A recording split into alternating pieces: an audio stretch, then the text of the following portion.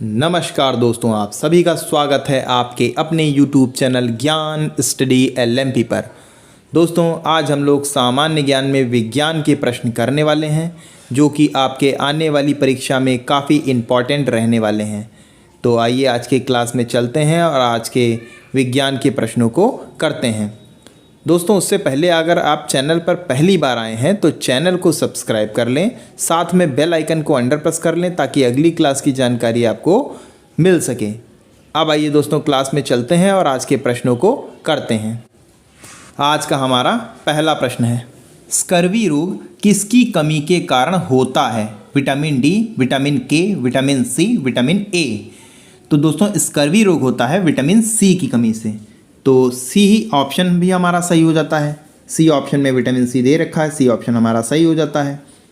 Scurvy रोग vitamin C की कमी के कारण होता है। विटामिन सी का रासायनिक नाम की अगर हम बात करें तो इसका रासायनिक नाम होता है स्कर्बिक एसिड, तथा इसके रासायनिक सूत्र की अगर हम बात करें तो इसका रासायनिक सूत्र होता है C6H8O6। C6H8O6 और ये खट्टे फलों में दोस्तों पाया जाता है।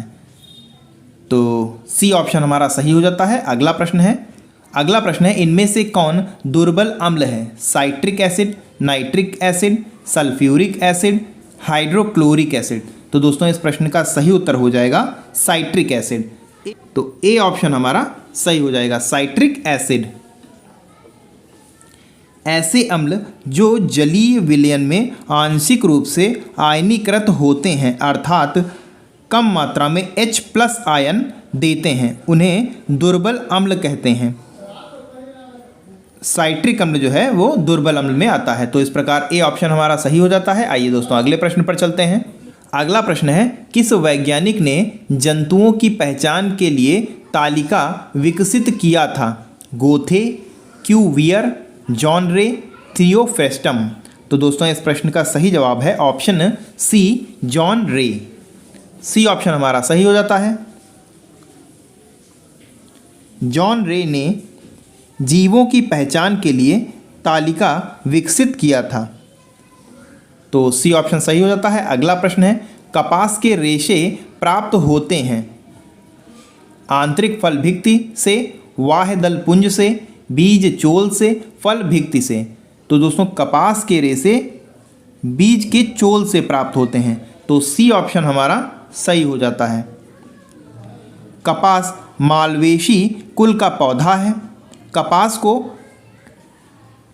गॉसिपियम भी कहा जाता है। कपास को गॉसिपियम भी कहा जाता है। इसके रेशे बीज चोल से प्राप्त होते हैं। तो इस प्रकार सी ऑप्शन हमारा सही हो जाता है। आइए दोस्तों, अगले प्रश्न पर चलते हैं। अगला प्रश्न है, रेशम कीट की किस अवस्था से रेशम प्राप्त होता है? अंडा, प्यूमा, वयस्क, लार्वा। तो दोस्तों, इस प्रश्न का सही उत्तर हो जाएगा ऑप्शन बी, प्यूमा। प्यूमा से हमें रेशम प्राप्त होता है। रेशम कीट की प्यूमा अवस्था से रेशम प्राप्त होता है। रेशम उत्पादन हेतु रेशम कीट पालन को सेरीकल्चर कहा जाता है। तो इस प्रकार बी ऑप्शन सही हो जाता है। अगला प्रश्न है, पित्रस्त अंकुरण विशेषता है जलीय पौधों की, मरुस्थलीय पौधों की, मैग्रोव पौधों की, झाड़ियों की। तो दोस्तों, इस प्रश्न का सही उत्तर है मैग्रोव पौधों की। तो सी ऑप्शन हमारा सही हो जाता है। पित्रस्त अंकुरण मैग्रोव पौधों की विशेषता है। यह परिघटना पित्रस्त अंकुरण मैग्रोव पौधों की विशेषता है। यह परिघटना वृक्ष से लगे फल में ही बीज के अंकुरण को दर्शाता है। तो इस प्रकार सी ऑप्शन सही हो जाता है। आइए दोस्तों, अगले प्रश्न पर चलते हैं। अगला प्रश्न है, HIV मुख्यतः संक्रमित करता है। आपके ऑप्शन है साइटोटॉक्सिन टी लिम्फोसाइट, सहायक टी लिम्फोसाइट, किलर लिम्फोसाइट, कोशिका मध्यस्थ टी लिम्फोसाइट्स। तो दोस्तों, इस प्रश्न का सही उत्तर है ऑप्शन बी, सहायक टी लिम्फोसाइट। बी ऑप्शन हमारा सही हो जाता है। HIV जिसकी जिसकी फुल फॉर्म की बात करें ह्यूमन इम्यूनो डिफिशियंसी वायरस। यह एक रेट्रो वायरस होता है जो मुख्यतः शरीर की सहायता टी लिम्फोसाइट्स को संक्रमित करता है। इससे ये कोशिकाएं नष्ट हो जाती हैं और शरीर की प्रतिरक्षा प्रणाली भी क्षीण होने लगती है। तो इस प्रकार बी ऑप्शन सही हो जाता है। आइए दोस्तों अगले प्रश्न पर चलते हैं। अगला प्रश्न है डाउन सिंड्रोम होता है 21वें गुणसूत्र की एक सूत्रता, 21वें गुणसूत्र की एक त्रिसूत्रता, पुरुष में एक अतिरिक्त गुणसूत्र, स्त्रियों में एक अतिरिक्त गुणसूत्र। यहाँ पे दोस्तों टाइपिंग मिस्टेक है। तो दोस्तों इस प्रश्न का सही उत्तर है 21वें गुणसूत्र की त्रिसूत्रता। तो बी ऑप्शन इस प्रश्न का हमारे सही हो जाएगा। डाउन सिंड्रोम में 21वीं जोड़ी के गुणसूत्र 2 के बजाय 3 होते हैं। 3 समजात गुणसूत्रों के ऐसे समूह को ट्राइसोम कहते हैं। तो बी ऑप्शन सही हो जाता है। आइए दोस्तों अगले प्रश्न पर चलते हैं। अगला प्रश्न है निम्न में से किस पौधे के रंध्र दिन में बंद और रात में खुलते हैं? Water lily, cactus, cycas, orchid. तो दोस्तों इस प्रश्न का सही उत्तर हो जाएगा ऑप्शन बी कैक्टस। कैक्टस के पौधे के रंध्र दिन में बंद रहते हैं जबकि रात्र में खुल जाते हैं। कैक्टस का पौधा शुष्क व रेगिस्तानी वातावरण के लिए अनुकूल होता है, वातावरण के प्रति अनुकूल होता है। तो बी कैक्टस हमारा सही हो जाता है। अगला प्रश्न है पूर्ण आंतरिक परावर्तन संभव है जब प्रकाश चलता है? वायु से जल में, वायु से कांच में, जल से कांच में, कांच से जल में। तो दोस्तों इस प्रश्न का सही उत्तर हो जाएगा ऑप्शन डी कांच से जल में।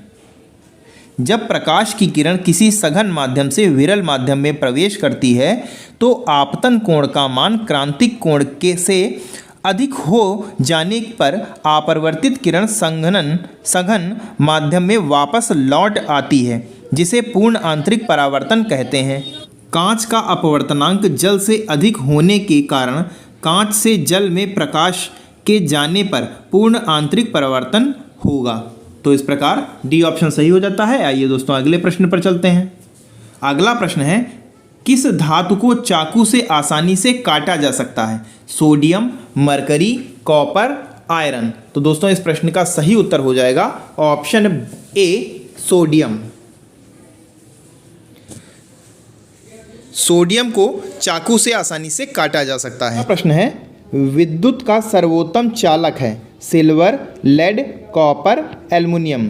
तो दोस्तों इस प्रश्न का सही उत्तर हो जाएगा विद्युत का सर्वोत्तम चालक सिल्वर है। तो ए ऑप्शन हमारा सही हो जाता है। आइए दोस्तों अगले प्रश्न पर चलते हैं। अगला प्रश्न है क्षार लाल लिटमस को करता है? काला, सफ़ेद, नीला, बैंगनी। तो दोस्तों क्षार लाल लिटमस को नीला कर देता है। तो इस प्रकार सी ऑप्शन हमारा सही हो जाता है। अगला प्रश्न है दोस्तों अगला प्रश्न है कटे हुए सेब का भूरा होने का कारण है सेब में उपस्थित कैल्शियम, जिंक, आयरन, आयोडीन। तो दोस्तों इसमें डी ऑप्शन हमारा सही हो जाएगा। कटे हुए सेब के भूरा होने का कारण आयोडीन की उपस्थिति के कारण ऐसा होता है। तो डी ऑप्शन हमारा सही हो जाता है। आइए दोस्तों अगले प्रश्न पर चलते हैं। अगला प्रश्न है नर और मादा युग्मक के संयोजन को कहते हैं? परागण, निषेचन, मुकुलन, बीजाणु। दोस्तों इस प्रश्न का सही उत्तर हो जाएगा ऑप्शन बी निषेचन। अगला प्रश्न है एक लिंगी पुष्प है? मक्का, सरसों, गुलाब, पिटूनिया। तो दोस्तों एक लिंगी पुष्प मक्का को कहते हैं। तो ए ऑप्शन हमारा सही हो जाता है। आइए दोस्तों अगले प्रश्न पर चलते हैं। अगला प्रश्न है द्विलिंगी पुष्प निम्नलिखित में से कौन सा है? पपीता, मक्का, ककड़ी, सरसों। तो दोस्तों द्विलिंगी पुष्प सरसों को कहते हैं। तो डी ऑप्शन हमारा सही हो जाता है। अगला प्रश्न है रक्त प्लाज्मा में जल की मात्रा लगभग होती है? रक्त प्लाज्मा में जल की लगभग मात्रा होती है 70%, 90%, 10%, 45%। दोस्तों इस प्रश्न का सही उत्तर है ऑप्शन बी 90%। तो बी ऑप्शन हमारा सही हो जाता है। आइए दोस्तों अगले प्रश्न पर चलते हैं। अगला प्रश्न है, किसी मनुष्य के लिए स्वच्छ हवा की कितनी मात्रा आवश्यक है? ए ऑप्शन में है 1000 घन फीट वायु प्रत्येक 20 मिनट में। बी ऑप्शन में 1000 घन फीट वायु प्रत्येक 20 सेकंड में। सी ऑप्शन में 1000 घन फीट वायु प्रत्येक 10 मिनट में। और डी ऑप्शन में है 1000 घन फीट वायु प्रत्येक 10 सेकंड में। दोस्तों इस प्रश्न का सही उत्तर हो जाएगा 1000 घन फीट वायु प्रत्येक 10 सेकंड में। तो इस प्रकार डी ऑप्शन हमारा सही हो जाता है। आइए दोस्तों अगले प्रश्न पर चलते हैं। अगला प्रश्न है और आज का हमारा अंतिम प्रश्न है, होलोग्राम किसे कहते हैं? ए ऑप्शन में है आवृत्ति विवरण दर्शाने के लिए ग्राफीय निरूपण। बी ऑप्शन में त्रिविमीय MRI। और सी ऑप्शन में एक त्रिविमीय छवि के पुनरुत्पादन के लिए फोटोग्राफिक रिकॉर्ड। और डी ऑप्शन में एक द्रव क्रिस्टल प्रदर्शन। तो इस प्रश्न का दोस्तों सही उत्तर हो जाएगा ऑप्शन सी, एक त्रिविमीय छवि के पुनरुत्पादन के लिए फोटोग्राफिक रिकॉर्ड। तो इस प्रकार सी ऑप्शन हमारा सही हो जाता है।